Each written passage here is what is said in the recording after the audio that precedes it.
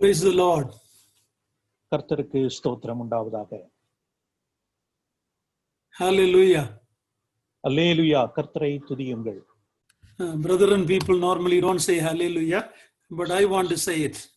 சகோதர சபையிலே வழக்கமாக அல்லேலூயா என்ற பதமானது பயன்படுத்துவதில்லை, ஆனால் பயன்படுத்துவது உத்தமமாயிருக்கும். நான் அதை பயன்படுத்துவதுண்டு. If you don't say it now, when you get to heaven, you will have problem because there is hallelujah in heaven. பரலோகத்திலே அல்லேலூயா என்ற வார்த்தை தான் அதிகமாக காணப்படும். ஆகையால் இன்றைக்கு நாம் அல்லேலூயா சொல்லவில்லை என்றால் அது ஒரு புதுமையான வார்த்தையாக காணப்படும் அல்லவா? Once again, I want to thank the assembly in Salem and also the believers who have joined from different places for the opportunity God has given me to share the word of God with you. ஒரு முறை கூட சேலத்தில் உள்ள பிரியமான சபைக்காகவும் அதே போல இந்த கூட்டத்தில் பல இடங்களில் இருந்து கலந்து கொண்ட அனைவருக்காகவும் நான் கர்த்தரை துதித்து உங்களுக்கு நன்றி செலுத்துகிறேன். கர்த்தருக்கு மகிமை உண்டாவதாக. Let's go straight to the word of God. Book of Numbers, chapter 6, verse 22 to 27. The book of Numbers, chapter. நாம் நேரடியாக செல்லுவோம். என்னாகம புத்தகம், நம்பர்ஸ், என்னாகம புத்தகம் 6ஆம் அதிகாரத்தை தயவு செய்து திருப்பிக் கொள்ளுங்கள். என்னாகமம் 6ஆம் அதிகாரம் 22 முதல் உள்ள வசனங்களை கவனிப்போம். The Lord spoke to Moses, saying, "Speak to Aaron and his sons, saying, Thus you shall bless the people of Israel. You shall say to them, The Lord bless you and keep you. The Lord make his face to shine upon you and be gracious to you. The Lord lift up his countenance upon you and give you peace. So shall they put my name upon the people of Israel, and I will bless them." என்னாகமம் 6ஆம் அதிகாரம் 22 முதல் உள்ள வசனங்களை கவனியுங்கள். பின்னும் கர்த்தர் மோசேயை நோக்கி, நீ ஆரோனோடும் அவன் குமாரரோடும் சொல்ல வேண்டியது என்னவென்றால், நீங்கள் இஸ்ரவேல் புத்திரரை ஆசீர்வதிக்கும் போது அவர்களை பார்த்து சொல்ல வேண்டியதாவது, கர்த்தர் உன்னை ஆசீர்வதித்து உன்னை காக்க கடவர். கர்த்தர் தம்முடைய முகத்தை உன்மேல் பிரகாசிக்க பண்ணி உன்மேல் கிருபையாய் இருக்க கடவர். கர்த்தர் தம்முடைய முகத்தை உன்மேல் பிரசன்னமாக்கி உனக்கு சமாதானம் கட்டளையிட கடவர் என்பதே. May the Lord add his blessing to the passage we read. நாம் இப்பொழுது வாசித்த இந்த பாகத்திற்கு கர்த்தருடைய அனுகிரகம், ஆசீர்வாதம் காணப்படுவதாக. The Lord is telling through Moses to tell Aaron and his sons, the Levitical priest, how they should bless the children of Israel. கர்த்தர் மோசேயின் இடத்திலே, நீ ஆரோனோடும் அவனுடைய குமாரர், அதாவது லேவியராக இருக்கக்கூடிய, லேவியராக ஆசாரிய குடும்பத்தில் இருக்கக்கூடிய அவர்களுக்கு எவ்விதமாக தேவனுடைய புத்திரராகிய இஸ்ரவேல் ஜனங்களை ஆசீர்வதிக்க வேண்டும் என்பதை கட்டளையிடுகிறார். 3 times the word bless is mentioned here. 3 முறை ஆசீர்வதிக்கும், ஆசீர்வாதம் என்ற அந்த வார்த்தையானது குறிப்பிடப்பட்டிருப்பதை நீங்கள் கவனியுங்கள். In verse 24, 25, 26, 3 times Lord is mentioned. 24, 25, 26 வசனங்களிலே 3 முறை கர்த்தர் என்ற அந்த வார்த்தை குறிப்பிடப்பட்டிருக்கிறது. We know our God is a triune God. நம்முடைய தேவன் திரியேக தேவன் என்பதை, திரித்துவம் கொண்டவர் என்பதை நாம் அறிந்திருக்கிறோம். So we can say that it is a blessing from the triune God. ஆகையால் இந்த ஆசீர்வாதம் என்று நாம் பார்க்கும் பொழுது திரியேக தேவனிடத்திலிருந்து கிடைக்கப் பெறுகிற ஆசீர்வாதம் என்பதை நாம் அறிந்து கொள்ளலாம். Everybody liked blessing. ஒவ்வொருவரும் ஆசீர்வாதத்தை விரும்புகிறவர்களாய் காணப்படுகிறோம் அல்லவா? Do you know when normally this passage is read normally? சாதாரணமாக இந்த பாகமானது வாசிக்கப்படுவது எப்பொழுது, எந்த சமயத்தில் என்பதை நீங்கள் அறிந்திருக்கிறீர்கள். If you attended a Christian marriage, at the end of the marriage, the person who is solemnizing the marriage will read this passage and bless the couple. கிறிஸ்தவ விவாகத்திலே அந்த விவாகத்தை நடத்துகிறவர் அந்த விவாகம் முடிந்து ஆசீர்வாத ஜெபம் ஜெபித்த பிறகு அந்த தம்பதிகளை ஆசீர்வதிக்கக்கூடிய வார்த்தைகளாக இந்த பாகத்தை எடுத்து அவர் வாசிப்பதுண்டு. In Deuteronomy chapter 30 verse 15, உபாகம புத்தகம் 30ஆம் அதிகாரம் அதனுடைய 15ஆவது the Lord said, I have set before you life and good, death and evil. இதோ ஜீவனையும் நன்மையையும் மரணத்தையும் தீமையும் இன்று உனக்கு முன்னே வைத்தேன் என்று கர்த்தர் சொல்கிறார். God has kept blessing and curse before us. We have the freedom to choose which one we like. கர்த்தர் உனக்கு முன்பாக ஆசீர்வாதத்தையும் சாபத்தையும் வைத்திருக்கிறார். நாம் தான் அதை தெரிந்து கொள்ள வேண்டும் என்பதை இதன் மூலம் அறிந்து கொள்ளலாம். We live in a day and age, there is the prosperity gospel. Everybody wants blessing in their life. இன்றைக்கு வேளையில் சுபிட்சத்தின் சுவிசேஷம் நற்செய்தியை அநேக இடங்களில் பரவலாக கேட்கிற ஒரு காலகட்டமாய் காணப்படுகிறது அல்லவா? It's called prosperity gospel, health, wealth and all the blessings. சுபிட்சத்தை அருளக்கூடிய நற்செய்தி என்ற நிலைமையில் தான் அதற்கு தலைப்பு சொல்லலாம். அதுபோல உங்களுக்கு எல்லாம் கிடைக்கும், எல்லாம் அருளப்படும் என்கிற அந்த வார்த்தைகள் தான் அதிகமாக கொடுக்கப்படுகிறதாய் காணப்படுகிறது. If you go to Christian bookstores these days, கிறிஸ்தவ நூலகத்திலே புத்தக கடையிலே இன்றைக்கு நீங்கள் செல்வீர்கள் என்றால் you will see verses written there which you can buy, bring it and keep it in the house. அங்கே விற்கப்படுகிறதான அந்த பலகையில் எழுதப்பட்ட வேத வசனங்களை நீங்கள் வாங்கி அதை வீட்டிலே கொண்டு வந்து வைக்கக்கூடும். Most of the verses they select for those frames are verses of blessing. அநேகர் தெரிந்து கொள்ளுகிற அந்த வசனங்களை பார்த்தீர்கள் என்றால் ஆசீர்வாதம் என்று குறிப்பிட்டு இருக்கிற அந்த வசனத்தை தான் அதிகமாக வாஞ்சியோடு தெரிந்து கொள்கிறார்கள். God will make you a blessing and God will make you the head, not the tail. This kind of Old Testament verses are quoted and that's what we get in the bookstores mostly. கர்த்தர் உங்களை ஆசீர்வதிப்பாராக, உங்களை வாலாக்காமல் தலையாக்குவாராக போன்ற ஆசீர்வாதத்தின் வசனங்கள் தான் அதிகமாக விற்கப்படுகின்றன இந்த நாட்களில். I have some relatives watching from the US. என்னுடைய உறவினர்களும் அமெரிக்காவிலிருந்து இந்த காணொளியை கண்டு கொண்டிருக்கிறார்கள், கேட்டுக்கொண்டிருக்கிறார்கள். They will understand what I am telling, but my Salem brothers and sisters may not understand what I am going to say. நான் இப்பொழுது சொல்ல போகிற இந்த காரியம் அவர்கள் நன்றாக புரிந்து கொண்டிருப்பார்கள்.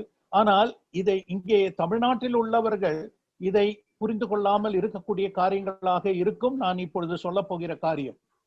America, when you sneeze also, you will say bless you. When you sneeze, தும்மும்பம், okay? When you sneeze also, they will say bless you. நீங்கள் தும்மும் போது கூட அவர்கள் ஆசீர்வாதம் என்று குறிப்பிடுகிறதை அறிந்திருக்கலாம். That is the culture there. இதுதான் அங்குள்ள மேல்நாட்டில் உள்ள கலாச்சாரம். In other words, everybody like blessing. இன்னொரு வார்த்தையில் சொல்ல வேண்டும் என்றால் எல்லாருக்கும் இந்த ஆசீர்வாதம் என்ற அந்த பதமானது விரும்புகிற ஒரு காரியம். I have heard in weddings, at the end of the weddings, this passage is read from Numbers 6 and the solemnizing person will pray, God bless them with all material blessings, give them plenty. That kind of prayer I have heard. நான் சாதாரணமாக திருமண வேளையில் கேட்டிருக்கிறதான ஜெபம் என்று பார்க்கும் பொழுது ஜெபம் ஜெபித்த பிறகு இந்த வசனங்கள் என்னாகமம் 6ஆம் அதிகாரத்தில் குறிப்பிட்ட இந்த வசனங்களை சாதாரணமாக வாசித்து அவர்களை ஆசீர்வதியும் என்கிற அந்த ஜெபம் தான் அதிகமாக கேட்கப்படுகிறதாய் காணப்படுகிறது. One of the wedding in Chennai of one of my relative, I was asked to do the closing prayer. the wedding reception at the end. என்னுடைய உறவினர் ஒருவருடைய திருமணம் சென்னையில் நடந்தது. அந்த திருமணுடைய வரவேற்பு நிகழ்ச்சியிலே முடிவு ஜெபமாக என்னிடத்தில் ஜெபிக்க கேட்டுக்கொண்டார்கள். So when I prayed, God, don't bless them with material blessings much.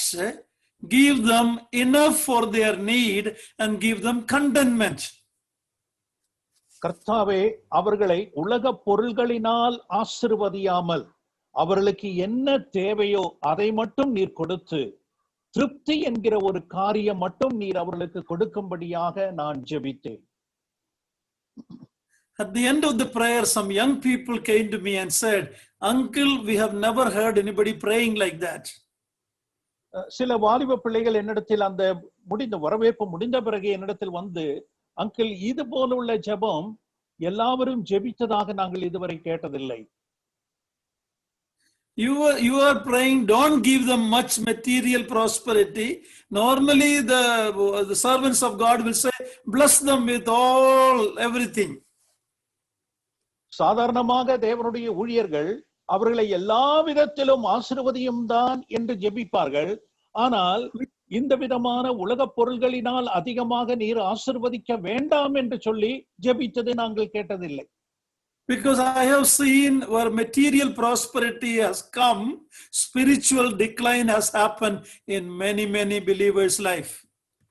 காரணம், அநேக விசுவாசிகளுடைய வாழ்க்கையில் இந்த பொருளாதாரத்தினுடைய செழிப்பு வருகிற வேளையில் ஆவிக்குரிய வாழ்க்கையினுடைய மந்தமான நிலைமை அவர்களுக்கு படுகிறது.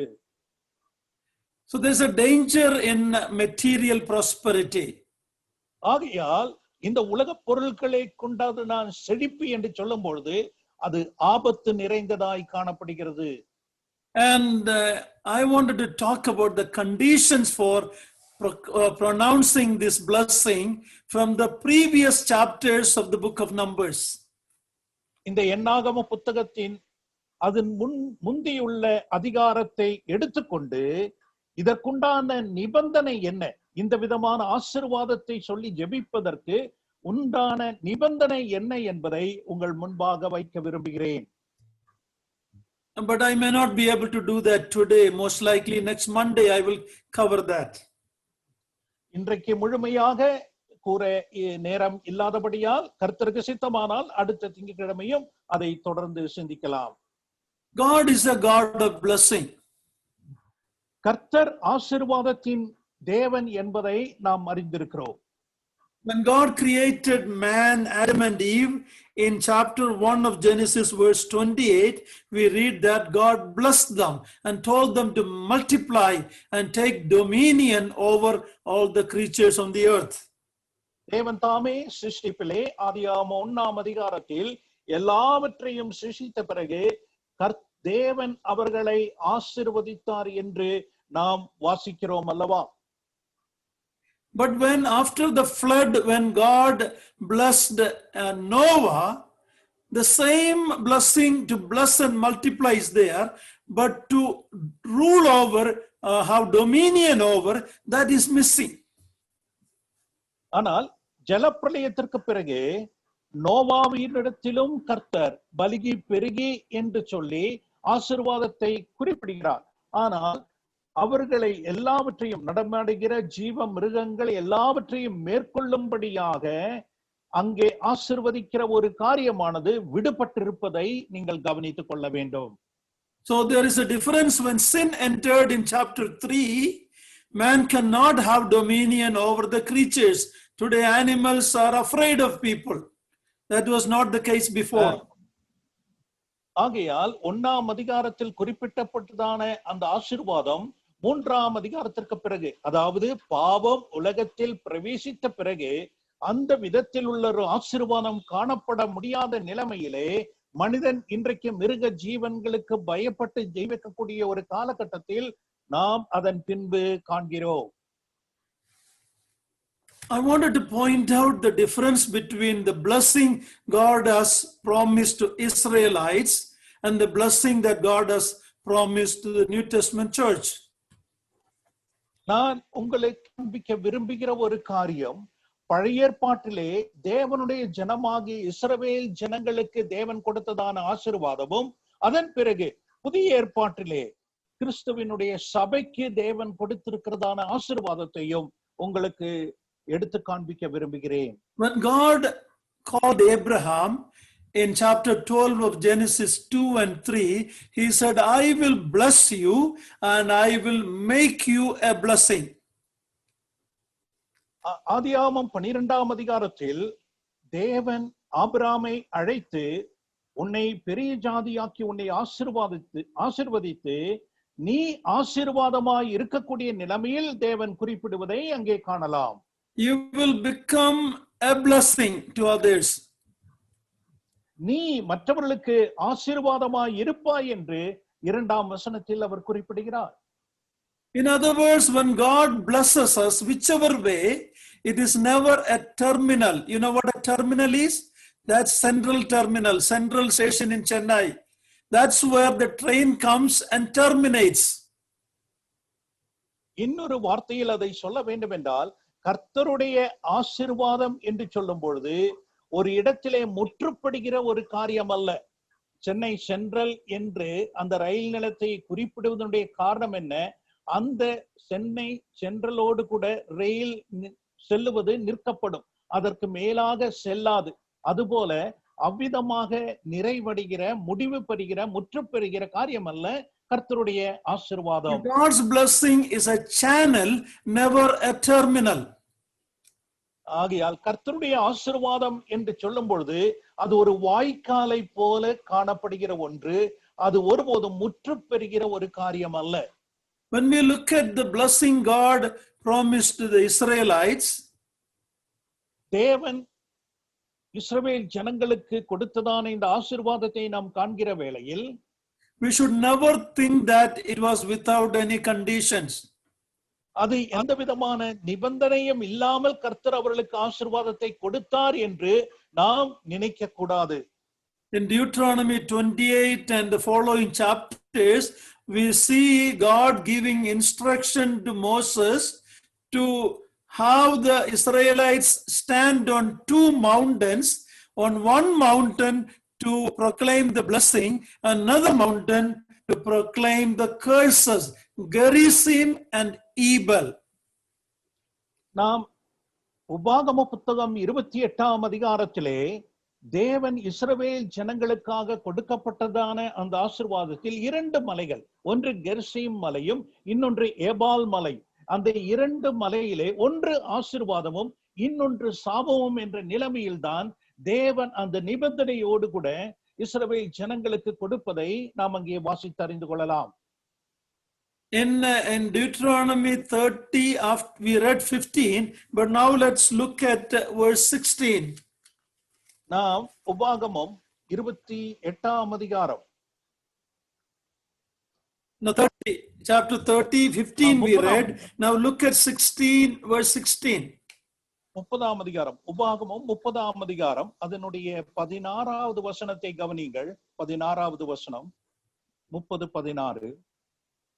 நீ பிழைத்து பெருகும்படிக்கும் நீ சுதந்திரிக்க போகிற தேசத்திலே உன் தேவனாகிய கர்த்தர் உன்னை ஆசீர்வதிக்கும்படிக்கும் நீ உன் தேவனாகிய கர்த்தரில் அன்பு கூறவும் அவர் வழிகளில் நடக்கவும் அவர் கற்பனைகளையும் கட்டளைகளையும் நியாயங்களையும் கைக்கொள்ளவும் நான் இன்று உனக்கு கற்பிக்கிறேன். In other words, even the blessings, the material earthly blessings promised to Israel were with conditions. இன்னொரு விதத்தில் நாம் சொல்ல வேண்டும் என்றால், இஸ்ரவேல் ஜனங்களுக்கு கொடுக்கப்பட்டதான இந்த உலக பொருட்களில் கொண்டுள்ள இந்த ஆசீர்வாதம் என்று சொல்லும் பொழுது ஒரு நிபந்தனையோடு கூட தான் தேவன் அவர்களுக்கு கொடுத்தார் என்பதை இதன் மூலம் நாம் அறிந்து கொள்ளலாம். What was the blessing God offered them? தேவன் அவர்களுக்கு வாக்கு கொடுத்ததான ஆசீர்வாதங்கள் என்ன? If you look at, we see 3 things. One is fruit of the womb, garbhabalam, fruit of the womb, fruit of the cattle, fruit of the ground. 3 காரியங்களை நாம் அங்கே காணலாம். ஒன்று கற்பத்தின் பலன் என்ற ஆசீர்வாதம், இன்னொன்று ஆடு மாடுகளை குறித்ததான அந்த பலனை குறித்து அவர் குறிப்பிடுகிறார். And another one, இன்னொன்று என்ன? What's the another one? Fruit of the ground. நிலத்தின் Fruit from the ground. Okay, நிலத்தின் பலன் என்ற 3 ஆசீர்வாதத்தை அவர் குறிப்பிடுகிறார். You can read that in Deuteronomy chapter 28 verse 3 and 4. 28ஆம் அதிகாரம், உபாகமம் 28ஆம் அதிகாரம் அதனுடைய 3வது வசனத்தில் அது குறிப்பிடப்பட்டிருக்கிறதை காணலாம். It was all earthly blessings mainly. இவையெல்லாம் உலக பிரகாரமான பூமிக்கு அடுத்த ஆசீர்வாதங்களாய் காணப்படுகிறது அல்லவா? When you come to the New Testament church, all of us know Ephesians 1:3. We are blessed with the spiritual blessings in the heavenly places. ஆனால் புதிய ஏற்பாட்டில் சபையை பொறுத்த மட்டும் நாம் அறிந்திருக்கிற ஒரு காரியம், எபேசியர் 1ஆம் அதிகாரம் 3வது வசனத்திலே நாம் உன்னதங்களில் உள்ள எல்லா ஆவிக்குரிய ஆசீர்வாதங்களினாலும் ஆசீர்வதிக்கப்பட்டிருக்கிறோம் என்று நாம் காண்கிறோம். In Genesis 22:17, when the Lord was giving a promise to Abraham, he said, your descendants will be like the sand of the sea shore and the stars of the sky. ஆபிரகாமுக்கு தேவன் 22ஆம் அதிகாரத்தில் வாக்கு கொடுக்கிற வேளையில், இந்த பூமியில் உள்ள மணலை போல உன்னுடைய சந்ததிகள் ஆசீர்வதிக்கப்பட்டவர்களாய் காணப்படுவார்கள் என்று கர்த்தர் குறிப்பிடுவதை நாம் அங்கே காணலாம். Like the sand of the shore and the stars of the sky. வானத்து நட்சத்திரங்களை போலவும் கடற்கரை மணலை போலவும் பெருக பண்ணுவேன் என்று கர்த்தர் ஆசீர்வதிக்கிறார். 22:17. The church is the heavenly citizens. சபை என்று சொல்லும் பொழுது பரலோகத்தினுடைய வாசிகளாய் காணப்படுகிறார்கள், பரலோகத்தில் உள்ளவர்களாய் காணப்படுகிறார்கள். Israel is God's earthly people. The church is Abraham's heavenly people. இஸ்ரவேலை பொறுத்தமட்டிலும் அது தேவனுடைய பூமிக்குரிய ஜனங்களாய் காணப்படுகிறார்கள். ஆனால் சபை என்று சொல்லும் பொழுது தேவனுடைய பரலோகத்திற்குரிய ஜனங்களாக காணப்படுகிறார்கள். In the book of Joshua, once the Israelites came to the promised land Canaan, they were given the land divided into for all the tribes. யோசுவாவிலே நாம் வாசிக்கிறோம், அவர்கள் வாக்குத்தத்தம் பண்ணப்பட்ட கானான் தேசத்திற்கு வந்த வேளையில் ஒவ்வொரு கோத்திரங்களுக்கும் தேவன் இவ்விதமாக பிரித்து இடங்களை, பூமியை கொடுக்கும்படியாக கட்டளையிடுவதை காணலாம். But there was one tribe who was not given any earthly inheritance. ஆனால் அங்கே வாசிக்கிற வேளையில் ஒரே ஒரு கோத்திரத்திற்கு மட்டும் பூமிக்குரிய எந்த விதமான சுதந்திரமும் கொடுக்கப்படாமல் இருப்பதை நாம் அங்கே காணலாம். We know which tribe it was, the tribe of Levi. அது லேவி என்ற கோத்திரம் என்பதை நாம் நன்கு அறிவோம். Now we may think that the Levites were the poorest of the tribes. We may think like that. அவ்விதமாக நாம் பார்க்கிற வேளையில் ஏன் லேவியர்கள் தான் எல்லாவற்றுக்கும் ஏழ்மையான ஜனங்களா என்ற ஒரு சிந்தனை நமக்கு எழலாம்.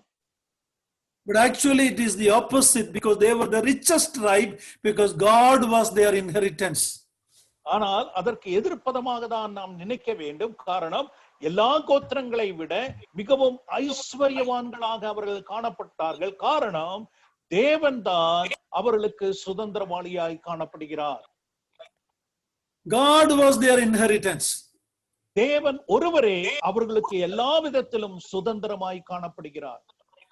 You know, in Genesis 14, when the king of Sodom made an offer to Abraham to give him all the things, Abraham said, no, I will not take even a shoe latchet.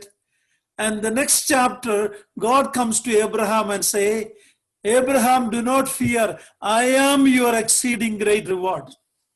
நாம் ஆதியாம் 14ஆம் அதிகாரத்திலே சோதோம் தேசத்து ராஜா ஆபிரகாமுக்கு, நான் இந்த பூமியில் உள்ள எல்லாவற்றையும் உனக்கு தருகிறேன் என்று வாக்கு கொடுத்த வேளையில் ஆபிரகாம் சொல்லுகிறார், ஒரு கால் மிதியினுடைய ஒரு வாரை கூட நான் எடுத்துக்கொள்ள மாட்டேன் என்று ஆபிரகாம் குறிப்பிடுகிற வேளையில், அதன் பிற்பாடு தேவன் தாமே வந்து எல்லா விதத்திலும் கர்த்தருடைய ஆசீர்வாதத்தை அவனுக்கு வாக்கு கொடுப்பதாக நாம் அங்கே காண்கிறோம். In Deuteronomy 33, there is at the conclusion when Moses was going to die, this is what he told about the children of Israel. உபாகமம் 33ஆம் அதிகாரத்தில் மோசேயினுடைய மரண சமயத்திலே இஸ்ரவேல் ஜனங்களிடத்தில் இவ்விதமாக குறிப்பிடுவதை நாம் அங்கே காணலாம். Verse 1 we see, this is the blessing with which Moses, the man of God, blessed the people of Israel before his death. உபாகமம் 33ஆம் அதிகாரம் முதல் வசனத்தை கவனிங்கள். தேவனுடைய மனுஷனாகிய மோசே தான் மரணம் அடையும் முன்னே இஸ்ரவேல் புத்திரரை ஆசீர்வதித்து ஆசீர்வாதமாவது என்று வாசிக்கிறோம். And in the end of that chapter, in verse 26, he tells like this, there is none like God, O Jeshurun, who rides through the heavens to your help through the skies in his majesty. Verse 26. 26ஆம் வசனத்தில் அவர் குறிப்பிடுகிறார், யெஷூரனுடைய தேவனை போல் ஒருவரும் இல்லை, அவர் உனக்கு சகாயமாய் வானங்களின் மேலும் தமது மாட்சிமையோடு ஆகாய மண்டலங்களின் மேலும் ஏறி வருகிறார். Then he told about them, Israelites, in verse 29, happy are you, O Israel, who is like you, a people saved by the Lord, the shield of your help and the sword of your triumph. Your enemies shall come fawning to you, and you shall tread upon their backs. அதன் பிறகு 29வது வசனத்திலே இஸ்ரவேல் ஜனங்களை பார்த்து மோசே குறிப்பிடுகிறார், இஸ்ரவேலே நீ பாக்கியவான், கர்த்தரால் ரட்சிக்கப்பட்ட ஜனமே, உனக்கு ஒப்பானவன் யார்? உனக்கு சகாயம் செய்யும் கேடகமும் உனக்கு மகிமை பொருந்திய பட்டயமும் அவரே. உன் சத்துருக்கள் உனக்கு இச்சகம் பேசி அடங்குவார்கள், அவர்கள் மேடுகளை மிதிப்பாய் என்று சொன்னார். So in other words, Moses is reminding them before he's leaving the scene, there is no God like your God, there is no blessed people like you on the face of the earth. மோசேயினுடைய மரணத்திற்கு முன்பாக அந்திய நாட்களிலே இஸ்ரவேல் ஜனங்களுக்கு நினைவுபடுத்துகிற ஒரு காரியம், நம்முடைய தேவனை போல ஒரு தேவன் உலகத்தில் இல்லை, பூமியில் இல்லை, வானத்திலும் இல்லை என்பதை நினைவுபடுத்தி அவர் மறைவதற்கு முன்பாக குறிப்பிடுகிறார். Then he said, there's no people like you on the face of the earth. அது மட்டுமல்ல, இந்த பூமி எங்கும் உங்களை போல ஒரு ஜனம் இல்லை என்பதையும் அவர் குறிப்பிடுகிறார். There is no God like your God, there is no people like you. உங்களுடைய தேவனை போல ஒரு தேவனும் இல்லை, அந்த தேவனுடைய ஜனமாகிய உங்களை போல வேறொரு ஜனமும் இந்த பூமியில் இல்லை.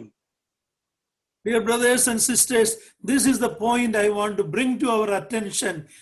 If Israel were so special people on the earth, how much more the church of the living God, who are blessed with all spiritual blessings in the heavenly places. எனக்கு பிரியமான சகோதர சகோதரிகளே, இந்த சத்தியத்தை தான் உங்கள் முன்பாக நான் கொண்டு வர விரும்புகிற ஒரு காரியம்.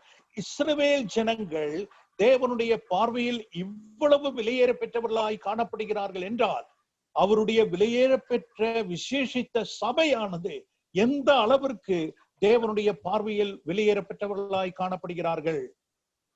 Are you looking for some earthly prosperity blessing, or are you realizing that God is my portion, He is my inheritance, I am blessed with all spiritual blessing in the heavenly places? தேவ பிள்ளைகளாகிய நாமும் இன்னும் இந்த உலகத்தில் உள்ள சுபிட்சங்கள், பொருளாதாரத்தினுடைய எல்லா ஆசீர்வாதங்களை எதிர்பார்த்து கொண்டவர்களாய் இருக்கிறோமா? அல்லது என் தேவனே கர்த்தரே என் பங்கு, அவருடைய ஆசீர்வாதம், அவருடைய சுதந்திரம் மட்டும்தான் நான் விரும்புகிற ஒரு காரியம் என்ற நிலைமையில் அந்த ஆசீர்வாதத்தோடு கூட வாழ்ந்து கொண்டிருக்கிறோமா? So Psalm 16 verse 5 and 6. 16ஆம் சங்கீதம் 5-6 வசனங்களை கவனிங்கள். சங்கீதம் 16 அதனுடைய 5-6 வசனங்கள். கர்த்தர் என் சுதந்திரமும் என் பாத்திரத்தின் பங்குமானவர், என் சுதந்திரத்தை தேவரீர் காப்பாற்றுகிறீர், நேர்த்தியான இடங்களில் எனக்கு பங்கு கிடைத்தது, ஆம் சிறப்பான சுதந்திரம் எனக்கு உண்டு. In Christ we have a beautiful inheritance.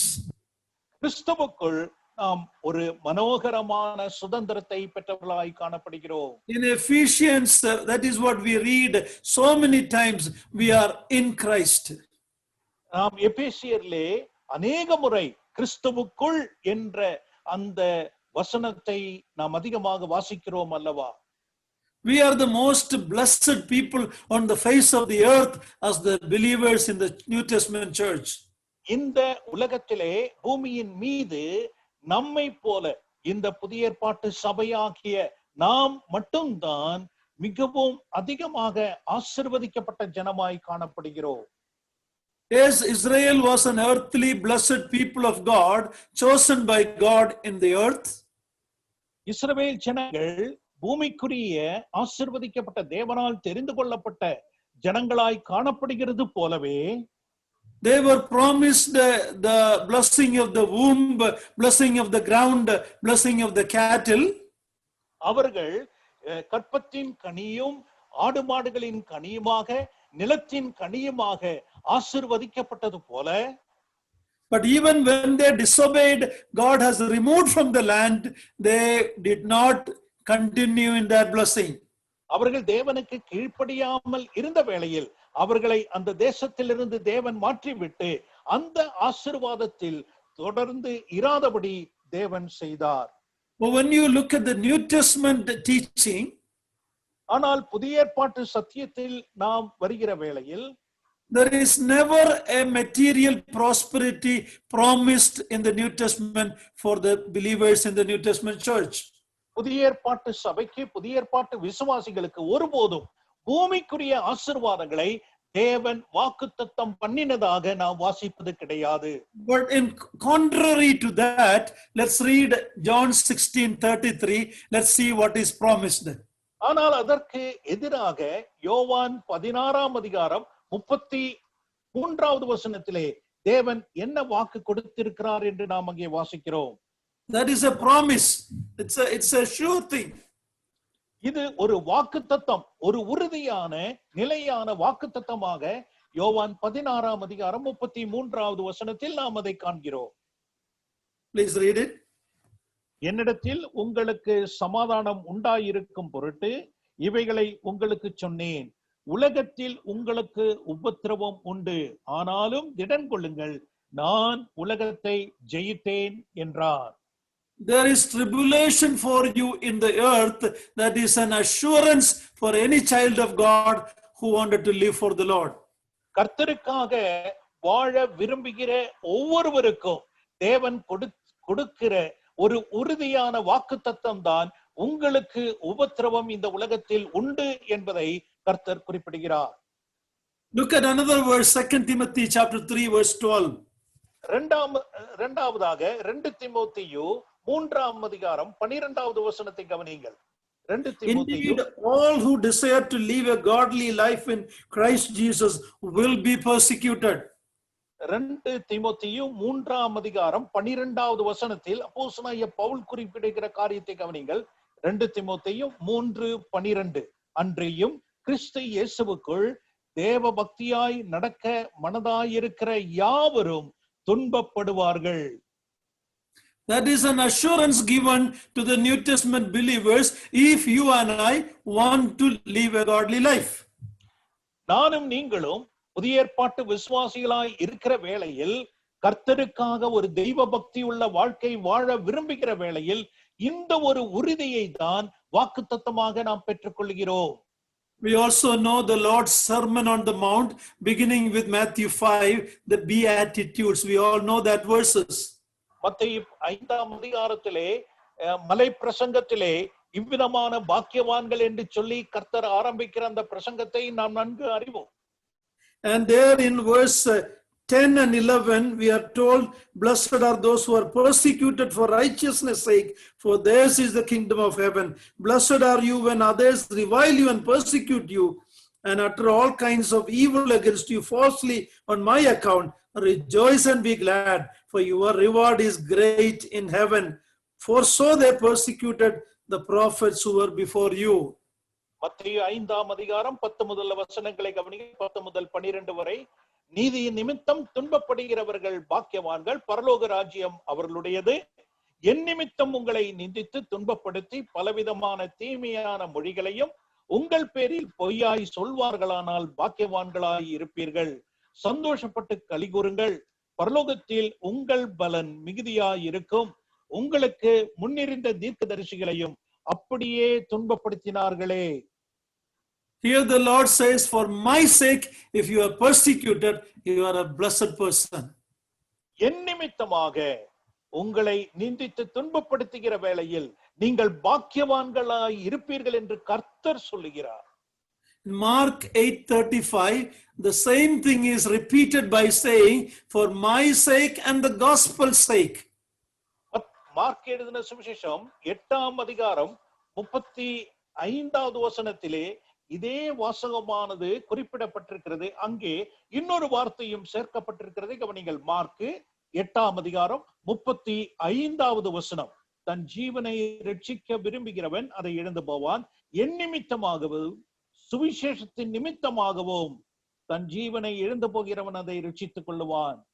Brothers and sisters, for his sake and the gospel's sake, what is promised for us is tribulation and difficulties.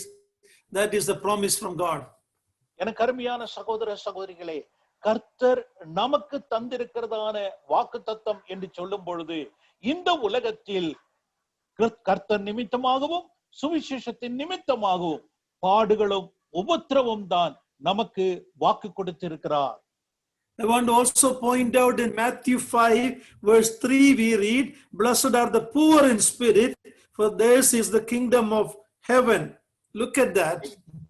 5ஆம் அதிகாரம் 3வது வசனத்தை சற்று கவனியுங்கள். மத்தேயு 5:3 ஆண்டவர் குறிப்பிடுகிறார், ஆவியில் எளிமையுள்ளவர்கள் பாக்கியவான்கள், பரலோக ராஜ்யம் அவர்களுடையது. Now that poor in spirit here, இங்கே ஆவியில் எளிமை என்று குறிப்பிடுகிற அந்த வாசகம், in other words, we also always should realize that we are poor in spirit. We need to be rich. A hunger should be there to become spiritually rich in our life. நாம் அறிந்து கொள்ள வேண்டிய ஒரு சத்தியம், நாம் ஆவியில் ஏழ்மை உள்ளவர்களாய் காணப்படுகிறோம். அதனுடைய அர்த்தம் என்ன? நம்முடைய ஆவியில் ஐஸ்வர்யவான்களாக பெருக வேண்டியவர்களாக காணப்படுகிறோம் என்கிற சத்தியத்தை கர்த்தர் உறுதிப்படுத்துகிறார். But do you know the difference between Matthew 5:3 and Luke chapter 6:20 and 21? Have you ever noticed the difference? மத்தேயு 5ஆம் அதிகாரத்தில் இப்பொழுது வாசித்த அந்த வசனத்திற்கும் லூக்கா 6ஆம் அதிகாரம் 20-21 வசனங்கள் உள்ள வித்தியாசத்தை நாம் எப்பொழுதாவது கவனித்ததுண்டா? லூக்கா 6ஆம் அதிகாரம் 20-21 வசனங்கள். அப்பொழுது அவர் தம்முடைய சீஷர்களை நோக்கி பார்த்து, தரித்திரராகிய நீங்கள் பாக்கியவான்கள், தேவனுடைய ராஜ்யம் உங்களுடையது. இப்பொழுது பசியாயிருக்கிற நீங்கள் பாக்கியவான்கள், திருப்தி அடைவீர்கள். இப்பொழுது அழுகிற நீங்கள் பாக்கியவான்கள், இனி நகைப்பீர்கள். Do you see the difference between Matthew 5:3 and this verse in Luke 6:20 and 21? Do you see the difference? இங்கே லூக்கா 6ஆம் அதிகாரம் 20-21 வாசித்த அந்த வசனத்திற்கும் மத்தேயு 5ஆம் அதிகாரம் 3வது வசனத்தில் வாசித்த அந்த வசனத்திற்கும் உள்ள அந்த வித்தியாசத்தை நீங்கள் நன்றாக புரிந்து கொண்டீர்களா? Matthew 5, it is, blessed are you when you are poor in spirit. மத்தேயு 5ஆம் அதிகாரத்தில் நீங்கள் ஆவியில் ஏழ்மையோடு கூட எளிமையோடு கூட இருந்தீர்கள் என்றால் நீங்கள் பாக்கியவான்களாய் இருக்கிறீர்கள். Here it is not talking about poor in spirit. Here it is saying, blessed are you who are poor. Blessed are you who are hungry. Blessed are you who weep now. Blessed are you when people hate you. Have you noticed that? இங்கே 6ஆம் அதிகாரம், லூக்கா 6ஆம் அதிகாரத்தில் ஆவியில் உள்ள ஏழ்மையை குறித்து குறிப்பிடாமல் நம்முடைய காணப்படக்கூடிய தரித்திரத்தை அவர் குறிப்பிடுகிறார். தரித்திரராகிய நீங்கள் பாக்கியவான்கள், பசியாயிருக்கிற நீங்கள் பாக்கியவான்கள், அழுகிற நீங்கள் பாக்கியவான்கள் என்று நம்முடைய சரீர பிரகாரமாக அனுபவிக்கக்கூடிய அந்த ஏழ்மையை குறித்து அவர் குறிப்பிடுகிறார். In other words, anyone who make himself poor in this world for the Lord, they give up what they have and they choose a life of poor, and that is a blessing in God's sight. இந்த வசனத்தினுடைய அர்த்தம் என்ன என்று குறிப்பிடுகிற வேளையில் தங்களுடைய வாழ்க்கையில் எல்லா விதமான ஐஸ்வர்யத்தையும் கர்த்தருக்காக அவர்கள் செலவிட்டு தங்களுடைய வாழ்க்கையிலே அந்த ஏழ்மையை கொண்டு வந்து கர்த்தருக்காக எல்லாவற்றையும் செலவழித்த ஒரு வாழ்க்கையினுடைய அனுபவம் அது எவ்வளவு பாக்கியம் உள்ளது என்பதை கர்த்தர் இங்கே குறிப்பிடுகிறார் என்பதை நாம் கவனிக்க வேண்டும். Blessed are you who are poor. That is not talking about poor in spirit, poor in this world for Christ's sake. கிறிஸ்துவுக்காக நீங்கள் தரித்திரராய் இருக்கிறீர்கள் என்றால் அது உங்களுக்கு ஆசீர்வாதமாக அமைந்த ஒரு காரியம் என்று தேவன் குறிப்பிடுகிறார். If you don't think that it is literal poverty, look at the contrast given in verse 24. அது உலகத்தில் உள்ள தரித்திரத்தை குறித்து அவர் குறிப்பிடவில்லை என்று நீங்கள் நினைப்பீர்கள் என்றால் அதற்கு எதிர்மறையான 24ஆம் வசனத்தை ஆண்டவர் குறிப்பிடுவதை கவனியுங்கள். லூக்கா 6ஆம் அதிகாரம் 24 says, woe to you who are rich. Okay? ஐஸ்வர்யவான்களாகிய உங்களுக்கு Woe to you ஐயோ, who are full now. Woe to you when everybody speak well of you. These are literal rich people. And these are literally people who are full now. Understand the difference. ஆறுதலை நீங்கள் அடைந்து தீர்ந்தது, திருப்தி உள்ளவர்களாய் இருக்கிற உங்களுக்கு ஐயோ, இப்பொழுது நகைக்கிற உங்களுக்கு ஐயோ, இனி துக்கப்பட்டு அழிவீர்கள். எல்லா மனுஷரும் உங்களை குறித்து புகழ்ச்சியாய் பேசும் பொழுது உங்களுக்கு ஐயோ என்று இந்த உலக பிரகாரமாக அவர்கள் வாழ்கிற இந்த ஐஸ்வர்யத்தின் வாழ்க்கையை குறித்து ஆண்டவர் இங்கே குறிப்பிடுகிற காரியத்தை நீங்கள் ஒப்பிட்டு பார்க்க வேண்டியவர்களாய் இருக்கிறீர்கள். We are talking about the topic of what is real blessing. நாம் கர்த்தருடைய உண்மையான ஆசீர்வாதம் என்ன என்கிற அந்த சத்தியத்தை குறித்து கற்றுக்கொண்டிருக்கிறோம்.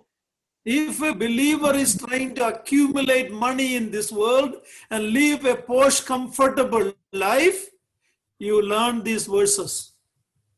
இந்த உலகத்திலே எல்லா விதமான பொருளாதாரத்தையும் பணத்தையும் பெற்றுக்கொண்டு உலக மக்களை போல ஐஸ்வர்யவான்களாக வாழ வேண்டும், எல்லா ஆடம்பரத்தோடு கூட வாழ வேண்டும் என்கிற சிந்தனை கொண்டவர்களாய் இருப்பீர்கள் என்றால் இந்த வசனத்தை குறிப்பிட்டு கவனிக்க வேண்டியவர்களாய் இருக்கிறீர்கள்.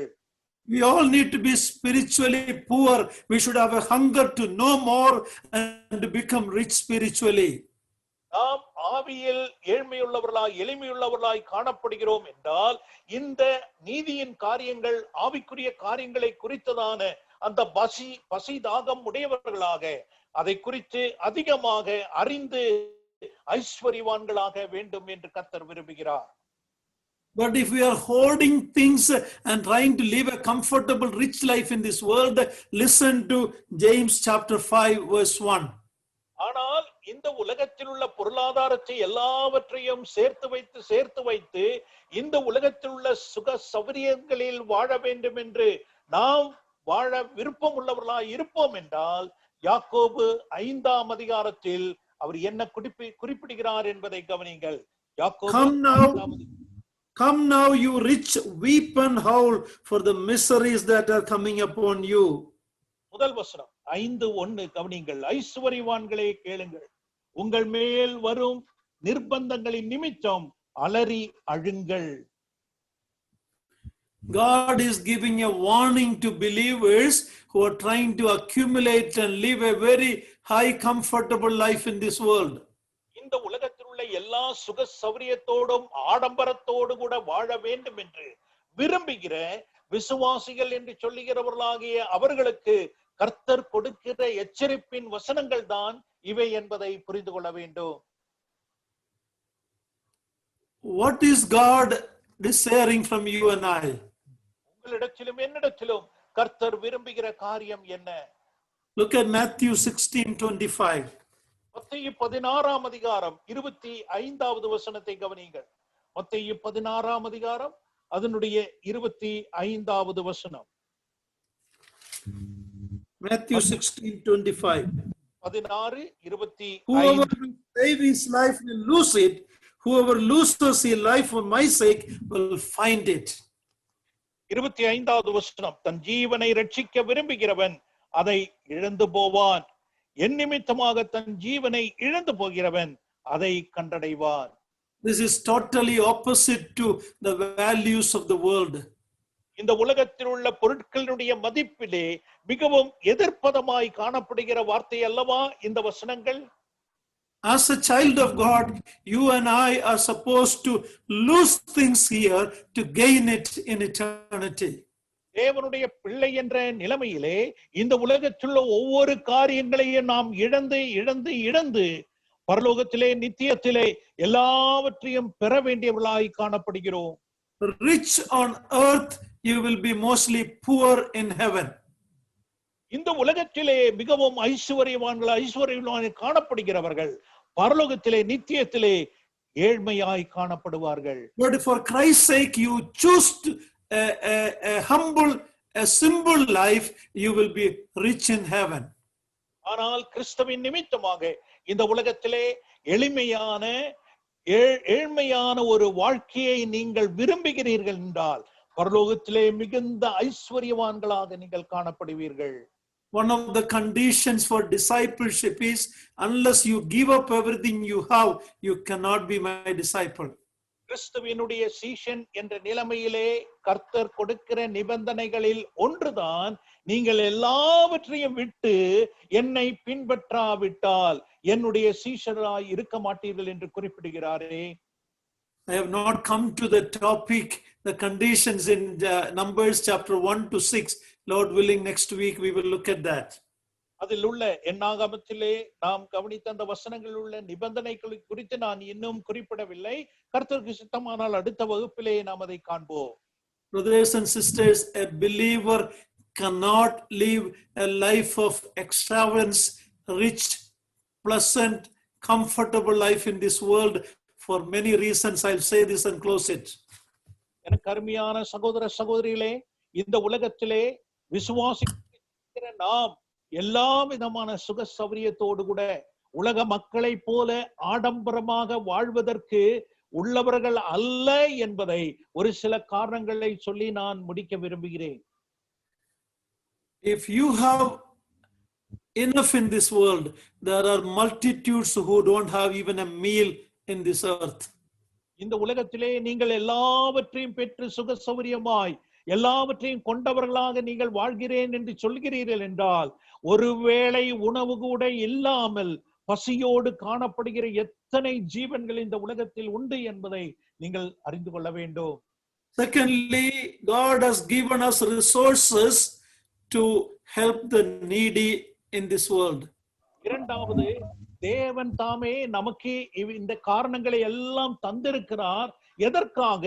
இந்த உலகத்தில் தேவை உள்ளவர்களுக்கு நாம் பகிர்ந்து கொடுக்கக்கூடிய அளவிற்கு கர்த்தர் நமக்கு ஆசீர்வாதத்தை தந்திருக்கிறார் என்று உணர வேண்டும். Thirdly, there are multitudes who have never heard the gospel yet, and they are poor, and we need to invest into the work of the gospel. மூன்றாவதாக, இன்னும் கர்த்தருடைய நற்செய்தியை கேட்காத ஆத்துமாக்கள் அநேகர் காணப்படுகிறபடியால் அவர்கள் இந்த ஆவிக்குரிய காரியங்களில் எளிமையுள்ளவர்களாய் காணப்படுகிறார்கள். ஆகையால் அவர்கள் நற்செய்தியை கேட்பதற்கு என்னென்ன உபகரணங்கள் உண்டோ அவை எல்லாவற்றுக்குமாக நாம் கொடுத்து உதவி நம்முடைய இவ்விதமான பொருளாதாரத்தை பயன்படுத்த வேண்டியவர்களாக இருக்கிறோம். When the multitudes in the world are in hunger, how can a believer live in extreme, extravagant life? கோடிக்கணக்கான மக்கள் இந்த உலகத்திலே பசிதாகம் உள்ளவர்களாய் வாழ்ந்து கொண்டிருக்கிற வேளையில் எல்லா விதமான ஆடம்பரமான சுக சௌரியத்தோடு கூட எவ்விதமாக ஒரு விசுவாசி உண்மையாய் வாழ முடியும்? When the gospel is not heard by multitude, how can we live a life of comfort in this world? அநேக ஆயிரக்கணக்கான ஜனங்கள் இன்னும் சுவிசேஷத்தை சரிவர கேட்காமல் இருக்கும் வேளையில் நம்முடைய சுக சௌரிய ஆடம்பரத்தோடு கூட எவ்விதமாக இந்த வாழ்க்கையை விதமாக நாம் அக்கறையற்றவர்களாக வாழ முடியும்? Thirdly, our calling to be sojourners, pilgrims in the world also demands that we live a life of simplicity. இந்த உலகத்திலே நாம் தெரிந்து கொள்ளப்பட்டவர்கள் எதற்காக? அந்நியர்களும் பரதேசிகளுமாய் உள்ள ஒரு வாழ்க்கை வாழ வேண்டிய நிலைமையிலே ஒரு நிலையான நகரத்தை நோக்கி நாம் பிரயாணம் செய்கிறோம் என்ற சிந்தையில் நாம் வாழ வேண்டியவர்களாக இருக்கிறோம். Let me close it by the statement, this is my desire, but I am not there yet in my own personal life. என்னுடைய வாழ்க்கையிலே, சொந்த வாழ்க்கையிலே இது என்னுடைய வாஞ்சையாக ஆவலாய் இருந்த பொழுதிலும் இன்னும் முற்றிலுமாக நிறைவேற்ற இயலாத ஒரு நிலைமையில் நானும் காணப்படுகிறேன் என்பதை இந்த வேளையில் ஒத்துக்கொள்கிறேன். But this is the teaching of the word of God. Blessed are you when you are poor for his sake. சத்தியத்தின் உபதேசமாய் இருக்கிறது. நீங்கள் வாழ்க்கையில் எளிமையுள்ள, ஆவியில் எளிமையுள்ளவர்களாய் இருப்பீர்கள் என்றால் நீங்கள் பாக்கியவான்களாய் இருப்பீர்கள். Blessed are the poor in spirit in Matthew 5. Blessed are the real poor for Christ's sake in Luke chapter 6. மத்தேயு 5ஆம் அதிகாரத்தில் ஆவியில் எளிமையுள்ளவர்கள் பாக்கியவான்கள். அதே போல லூக்கா 6ஆம் அதிகாரத்தில் உண்மையாக வாழ்க்கையில் தரித்திரலாய் நீங்கள் காணப்படுகிற வேளையில் பாக்கியவான்களாய் இருப்பீர்கள் என்றும் கர்த்தர் குறிப்பிடுகிறார். That is a choice you and I make for Christ's sake for eternity. Lose here, you save it there. Save it here, you lose it there. இந்த இடத்திலே நாம் தெரிந்து கொள்ள வேண்டிய ஒரு காரியம், கிறிஸ்துவுக்காக நான் எதை தெரிந்து கொள்கிறேன்? இந்த இடத்திலே, இந்த பூமியிலே நான் இழந்து போகிறேன் என்றால் பரலோகத்தில் நிச்சயத்தில் எல்லாவற்றையும் நான் பெற்றுக் கொள்கிறேன். பூமியிலே நான் எல்லாவற்றையும் உடையவனாய் காணப்படுகிறேன் என்றால் பரலோகத்தில் நிச்சயத்திலே இழந்தவனாய் காணப்படும் ஒரு அவலம் ஏற்படும். May the Lord speak to each one of our heart, beginning with the one who preached the message. இந்த உபதேசத்தை உபதேசித்த, பிரசங்கித்த அவருடைய வார்த்தையானது நம் ஒவ்வொருவருக்கும் உள்ளத்தின் ஆசீர்வாதத்தை கொண்டு வரத்தக்கதாக தேவன் நம்மை இந்த வசனங்களின் மூலமாக பயன்படுத்துவாராக. Lord willing, next 2 weeks we'll continue this. Please attend to hear the conclusion of it. கர்த்தருக்கு சித்தமானால் அடுத்த வருகிற 2 திங்கட்கிழமை இதனுடைய தொடர் செய்தியாக நாம் கவனிப்போம். தயவு செய்து அந்த தொடர் செய்தியையும் கவனிக்கவும் கேட்கவும் கர்த்தர் உங்களை பயன்படுத்துவாராக.